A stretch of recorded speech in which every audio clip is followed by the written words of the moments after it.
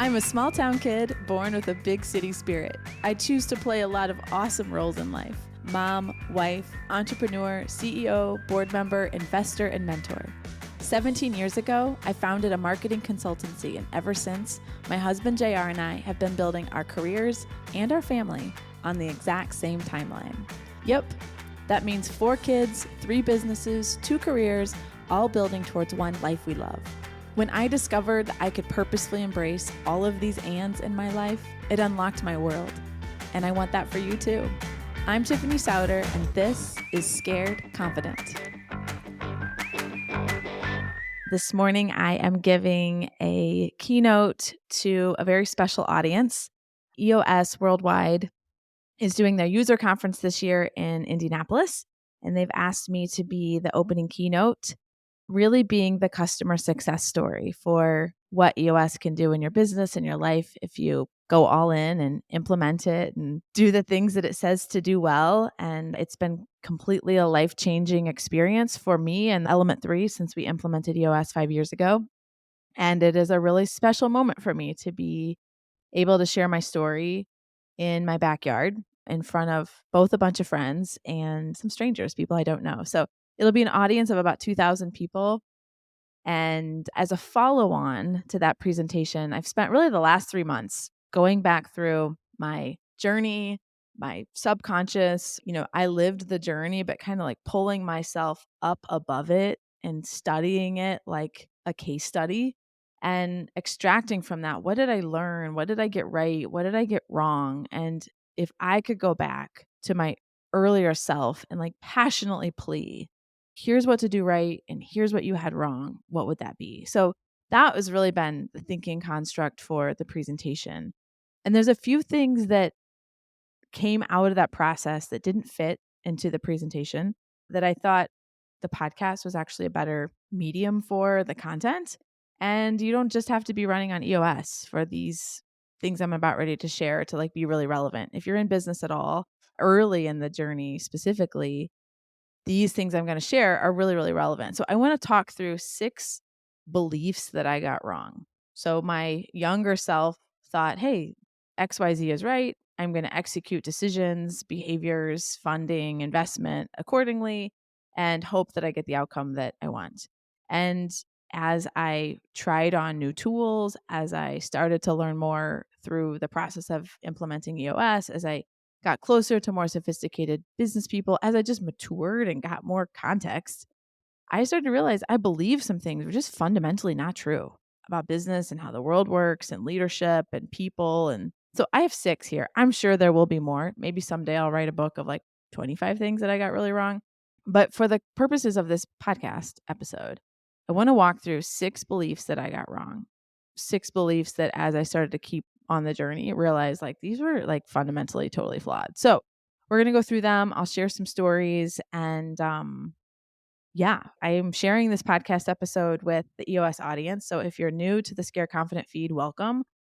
I hope that you will find content here that helps high achievers on the journeys of pursuing a life of which really is about saying, if you have a heart of wanting it all, like I hear you, that is what my heart is. I want all the things. It doesn't all come at the same time. And you have to be really planned and purposeful about if you're going to pursue the things you want, how do you get the things out of your life that cause distraction, that are sucking resources, are making you unfocused, are chaotic, are making you respond to your life instead of being able to be proactive? Like, how do you do that? So we're creating a place here where we're exploring, what does it mean to live a life of and what are the tools and mindsets that we can have that help us in that pursuit? So welcome. And thanks for tuning in to this episode. And if you're a listener to Scare Confident, I hope that this very businessy episode will speak into your world, either a business that you're in, or maybe you have a friend or someone that you know that is trying to figure out this entrepreneurship thing. And these 6 things can help them. So here we go.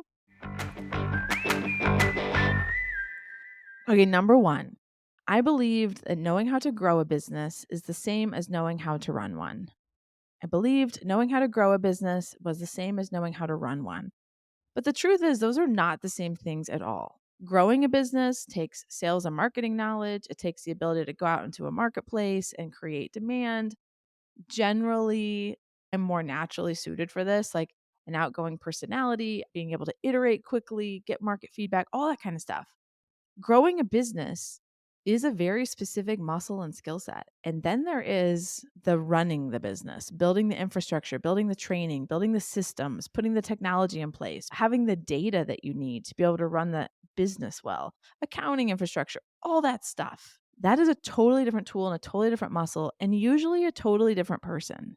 If you're completely unfamiliar with EOS, I will give you like 2 seconds here. EOS is a management leadership communication framework that helps you more quickly be able to say, how do I make sure all the people know what's going on, have direction about where this is headed, and understand the role that they individually play and where we're headed? That's what EOS is. They use the language of having a visionary and an integrator. I know if you're familiar with EOS, this is not a new concept, but I cannot overstate enough how getting this wrong, not understanding that those were two different practices, two different principles, growing a business and running a business. I totally believe Element 3 would be 3 times the size it is today if I had gotten that right early. I thought I could do it all. I thought I didn't have the money for both roles. And I realized you've got to figure out the right time to get both roles in place. It completely cost us growth. It cost us profitability. It cost me a lot of stuff in my personal life not getting that right. Knowing how to grow a business and knowing how to run one are completely different disciplines, completely different, oftentimes, skill sets. And if you don't respect that and believe that that is absolutely true for your business too, I'm telling you, you're not going to get as far as fast as you could if you had the other partner with you. I had to find my integrator. I had to find my operational partner. And now that's like a team of people culturally that their values are exactly the same as yours, or it doesn't work. So, knowing how to grow a business and knowing how to run one are completely different things. I got that wrong. The second one, it feels a little bit embarrassingly obvious when I say it out loud, but hang with me. I believe that being well known was the same as being successful. I believed being well known was the same as being successful. And I think this is probably rooted in where I come from and the name I was trying to make for myself and for Element 3 in the city. So I am a small town kid in the truest sense of the word. There were like 1,200 people in my small town, 70 people in my graduating high school. Like it was a very small pond. I moved to Indianapolis, which in my world was the big city, and I didn't grow up here. I wasn't in a fraternity or a sorority in college, so I didn't have like a built-in network here. I didn't go to a private high school here, which there's a huge network there. I didn't have parents who were really connected into the business community. My husband wasn't from here. Like we literally plopped ourselves in a half-acre lot in a house in Indianapolis and was like, well, here we are. I guess we'll start to get to know people. And I had to figure out, how do I make a name for myself? And I remember sitting in my office in the very early days of Element 3, opening up our local business journal and like looking at these people, these leaders, these brands, these people who are writing articles and being like, how do I become that? How do I get people to know that I exist? How do I get people to understand what I believe and think? Like, how do I separate myself from this great big sea of a city and become known, like individually, for the things I can do, the things I want to create, the stuff in my head, the talents in my body, like the leadership? How do I do that? And so being well known, I equated very, very closely with being successful. And so as I tried to figure out, how do I become successful, it became a playbook of how do I become well known. And so we really rode and explored the awards circuit really hard. The Inc. 5000, the 40 under 40, the best and brightest, the creative awards inside of our industry. We chased after that hard because it gave us a reason to write press releases. It gave us a reason to stand out. It gave us a reason for people to pay attention to what we were doing. And I don't think in and of itself that was bad. I still think that was smart for us to explore. I just assumed if we were being successful in all of those things, that that also meant the business was fundamentally sound. And that is not true. And it's a little terrifying to say that out loud, but I was confusing the two. And we had to get some things really right. And it's kind of like this cultural flywheel that starts to happen. It's like, oh, I saw you guys won this award. Like, you guys must be crushing it. And it's like, oh, yeah, if somebody says we're crushing it, we must be crushing it. And I don't have a critical bent to my life. And so I wasn't looking at the business being like, yeah, I mean, the like awards are good, but we've got all this crap to fix. I was believing the hype. And that's a really dangerous game. And I know that now. And I often tell entrepreneurs, like, one of my pieces of advice is like the highs are not that high and the lows are not that low. Early in our marriage, my husband was a trader. He did a lot with the market.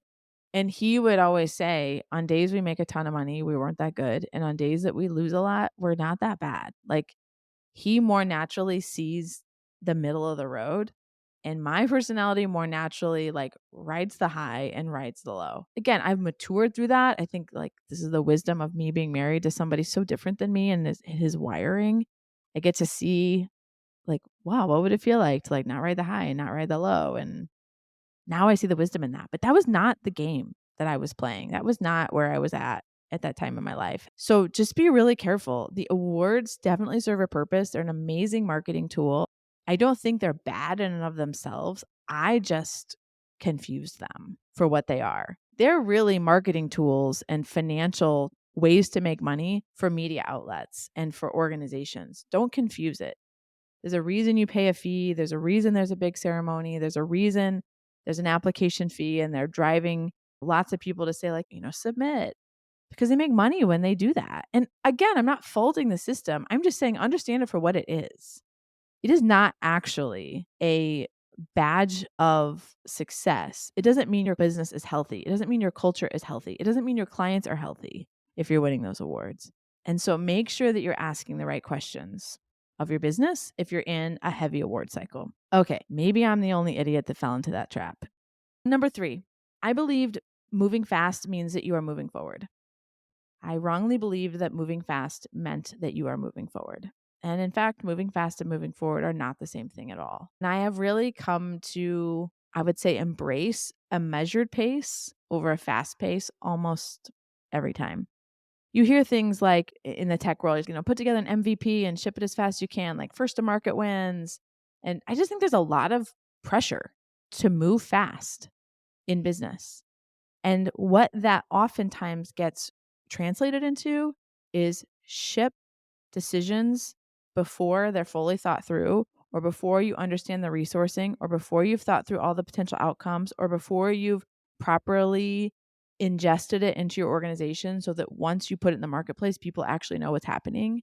And you skip all these steps, and then it becomes a cluster, like a big mess of leadership making decisions, shipping product that people don't know how to execute on, or shutting down this technology and moving it to this one, and there's not a clear cutover plan, or hey, we're going to test moving into this market for a new product or a new service, and the organization doesn't understand why or what was the thinking, or if it hits, what are we going to do? Are we building another division? Like, what's happening?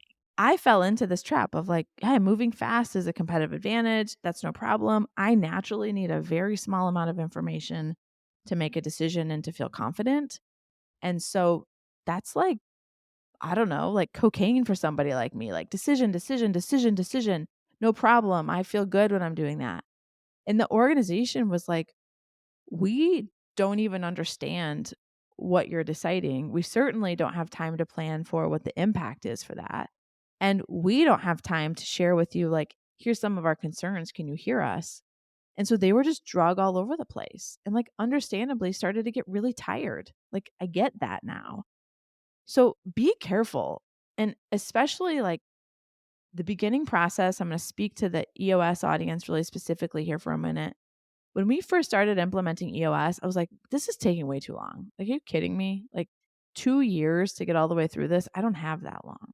Well, the truth is, I actually didn't have the organizational trust to move any faster than that. In fact, it might take me longer because there was a lot of work that needed to be done culturally for people to be able to trust that the decisions I was making were going to stick and they weren't going to change 30, 45, 60 days later. So moving fast and moving forward are not the same thing. The exciting thing is that once you all start moving forward together, you can actually start to move faster, but not at the beginning. It feels very slow, but there is a peacefulness and a certainty and a confidence that comes with the security of doing things well and intentionally and completely that allows the train to be able to pick up speed over time. Number 4, good intentions beget good outcomes. Good intentions beget good outcomes. I believed that if you had good intentions, that you were going to get good things out of life, you're going to get good things out of people, you're going to get good things out of your culture. That's actually not true at all. I don't know a single leader, I'll give you an example, who says, you know what, my intention is to build a really crappy culture. That's my intention. I think if you surveyed 1,000 leaders, like 995 of them would say, I totally intend to build a good culture. Why do we have so few good cultures? Because good intentions does not mean that you actually know how to do it. I know as leaders, we judge ourselves on our intentions and not our actual capacity to do the thing. Like, I have always intended to have an organization that has a culture that employees are excited to work for, to be a leader that people trust and know can lead them to the next place in their career and to their life, to have a product and service offering that clients are delighted to pay for and they see a strategic value in their business when they engage with us. I want to have clients who are like, you are a game changer in my organization. That has always been my intention. But the truth of the matter is, there are seasons where our organization has not delivered on that because we did not know how to do it. I see this financially. People say, I intend to be able to retire at 65 years old. Okay. Well, just because you intend to doesn't mean you're going to. If you don't have the tools, you're not going to get there. If you don't have the behaviors, you're not going to get there. So good intentions do not beget good outcomes. And I think that we can be like really surprised, at least I was, when our organizations are like shit shows. We're like, holy crap, how did we get here? This is not what I intended at all. I thought my decisions were leading to a very different end. They're not. I have to make different decisions. I have to have the courage to look in the mirror and change what's happening because your good intentions are not making good outcomes. And so it doesn't matter how well intentioned you are. Look at the thing you have, because I'm pretty sure I said this in my keynote. Our organizations are a direct reflection of our values and our decisions. So if there's something in your organization you don't like and you're a leader there, look in the mirror first. Number 5, we have 2 left. I believed wrongly that motivating people is leading them. The truth is, motivating people is not the same as leading them. I'll try to give a exaggerated example to illustrate what it is that I mean. Okay, I'll use like an example in my home. So if I tell my girls, if I'm like, hey girls, like, come on.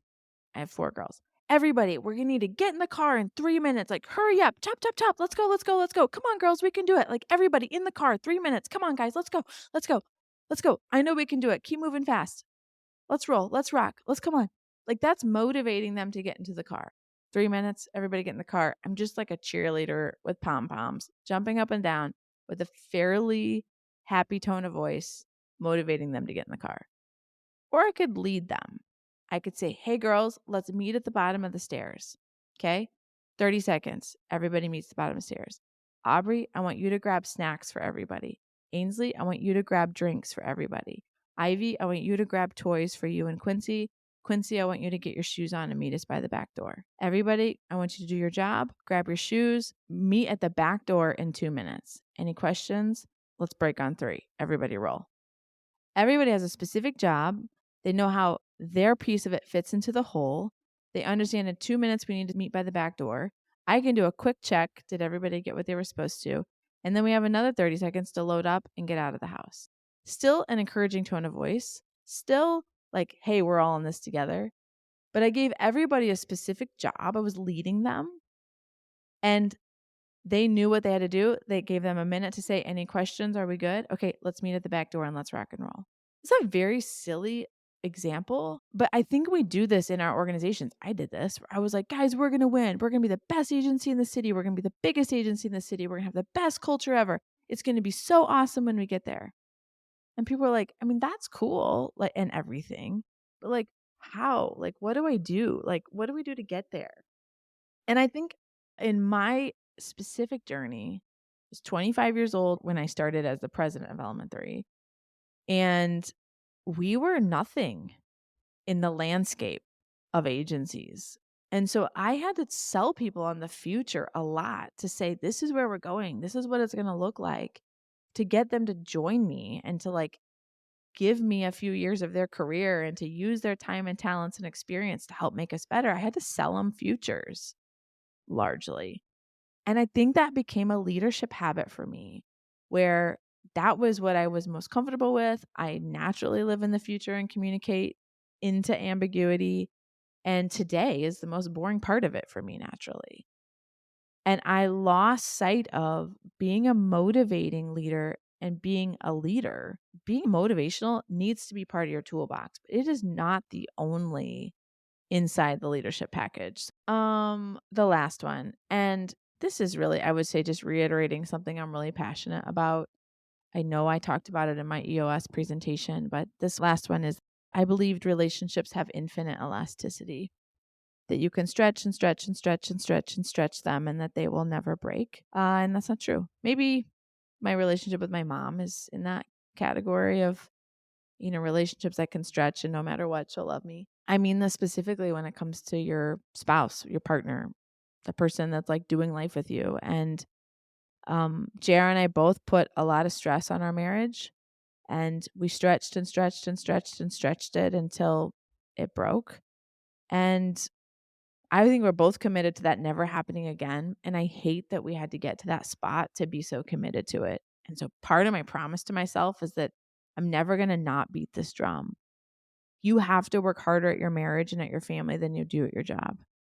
And when I mean work harder, there is no question that my waking hours, like in quantity, needed to go to my work to get to where we are today. My husband would say the exact same thing. Like the quantity of hours that he puts into his job is more than the quantity of hours that he puts into us as a family in a week. That's okay. But we really missed on even figuring out, what does quality look like? Like, what do we need from one another? And the same tools that we use at work to excel, like having a plan, having a shared vision, having really specific times where we meet and get on the same page and have a proactive posture towards our day and our week and a team orientation to getting this family, I'm going to say, across the finish line. And I mean like across the finish line to our goals and our kids out of the house in a way that, are aligned with our values and we're really proud of, and that our marriage is on track. And is it going to be a 10 every single week, every single month of every single year? No, that's not realistic. But you know what your low watermark looks like. And you know when behaviors and communication and habits erode to a place where it's not being fed at all. I'm telling you, that branch will die off if it doesn't have fresh nutrients. It will. And it happens slowly all of a sudden. And that really sucks. And so having these like hygiene habits like we have in our businesses, you do a 3-day offsite for your business plan. You have salespeople come in for big conferences. You go and do big offsite plannings with your big clients. You sit down with a bank and figure out, what's our financing needs for the year. Why don't we sit down with our spouses and do that? Like, why don't we do that? We're so lazy. And if you have an achievement mindset, and if you're listening to this podcast, I know you do, you want excellence in this area of your life too. Do not fool yourself into thinking that it is a set of random interactions with a set of random behaviors with a very surface level set of conversations that's going to get you to a really rich relationship with that person. It's not how it works. It is not how it works. Relationships do not have infinite elasticity. And your breaking point might not be close, or it's further away than the other person's, but it doesn't matter. Be excellent in this area too. You deserve it. You deserve it. It's so important. So those are my 6 things. These are things I would go back and do differently. I would make different decisions around. I think my life would be at a different place had I done these things. But I don't like lament that. I'm like grateful for the journey. I think it makes my memory very strong on not getting these things wrong. And I hope that my journey and the things that I've learned helps accelerate your journey faster. I think we all want our mistakes to be redeemed in somebody else getting it right. So thanks for listening today. And I'd love to hear which one of these like hit the hardest for you. reach out either over Instagram, DM me, or LinkedIn, and I'd love to hear from you. Thank you for joining me on another episode of Scared Confident. Until next time, keep telling fear, you will not decide what happens in my life. I will. If you want to get the inside scoop, sign up for my newsletter. We decided to make content for you instead of social media algorithms. The link is waiting for you in show notes, or you can head over to tiffanysauter.com. Thanks for listening in.